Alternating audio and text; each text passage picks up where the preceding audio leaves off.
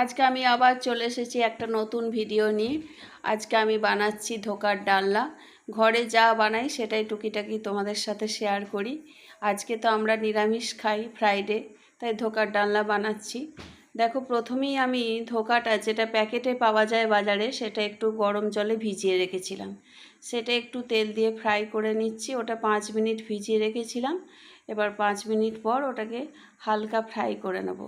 হালকা ফ্রাই করে নিয়ে ওটাকে আস্তে আস্তে একটু যখন টাইট ভাবটা হয়ে যাবে, তখন গ্যাসটাকে বন্ধ করে দিয়ে ওটা আমি একটু ধরো নুন, চিনি একটু হালকা দিয়ে গ্যাসটা বন্ধ করে দেবো। তখন গরমটাতেই একটু টাইট হয়ে যায়, গ্যাসটা গরম থাকে।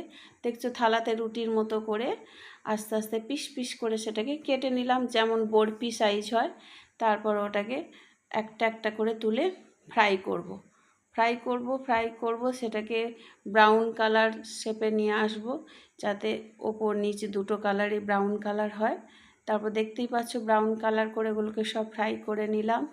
তারপর এবার আস্তে আস্তে মশলাটা আমি একটু টমেটো কুচি, লঙ্কা কুচি এগুলো রেডি করে রেখেছি। একটু তেল, জিরে, তেজপাতা ওইসব লঙ্কা দিয়ে একটু ফ্রাই করছি। তারপর আস্তে আস্তে একটু নুন দেব, একটু একটু আরও যে আদার্স মশলাগুলো আছে, হলুদ গুঁড়ো, জিরে গুঁড়ো, লঙ্কা গুঁড়ো সবই দেব। এবং সাইডে আলু সিদ্ধ করে রেখেছিলাম, সেটাও দিচ্ছি। আস্তে আস্তে মশলার সাথে ওগুলো ফ্রাই করছি এবং খুবই কমই তেল মশলা দিই, একদমই খুব কম বলতে গেলে চলে। সেটাকে আস্তে আস্তে একটু জল দিয়ে, শুকিয়ে যাচ্ছে সেজন্য একটু জল দিয়ে, একটু টাইট ভাবটা থেকে যাতে শুকিয়ে যেতে না পারে, সেটাকে একটু জল গ্রেভি হবে, ওই জন্য সেই রকম মতো করছি। করতে করতে একটু নাড়াচাড়া করে কষবো। তারপর কষা হয়ে গেলে সেটার বড়াগুলো আস্তে আস্তে, এই যা কিছু মশলার যে বাটি আছে সেগুলো একটু ধুয়ে জল দিচ্ছি। জল দিয়ে এবার সাইডে বড়াগুলো করা থাকবে আছে, এবার দেখতে পাচ্ছ সেগুলো সব ঢেলে দিলাম। আস্তে আস্তে নাড়াচাড়া করে ওপর নিচ করতে করতে ওটাকে কষতে থাকবো। কষা হয়ে গেলে মোটামুটি একটু দেখেই তোমরা বুঝে যাবে যে কীরকম লাগছে দেখতে। একটু নুন মিষ্টি কম যদি হয়, তখন আবার পরে একটু নুন মিষ্টিও দেওয়া যেতে পারে। আমিও তাই প্রথমে একটু করে কম করে দিই, তারপর আস্তে আস্তে এগুলোকে একটু দেখে বুঝে আবার দিই।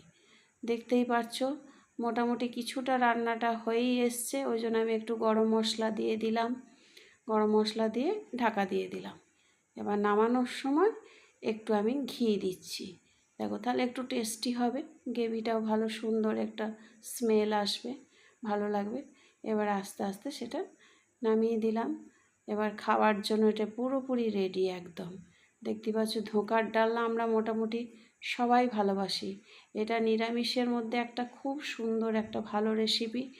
আমার বাড়ির সবাই খুব ভালোবাসে, এই জন্য আমি ফ্রাইডেতে এই রেসিপিটা করি, এই জন্য তোমাদেরকে এটা শেয়ার করলাম।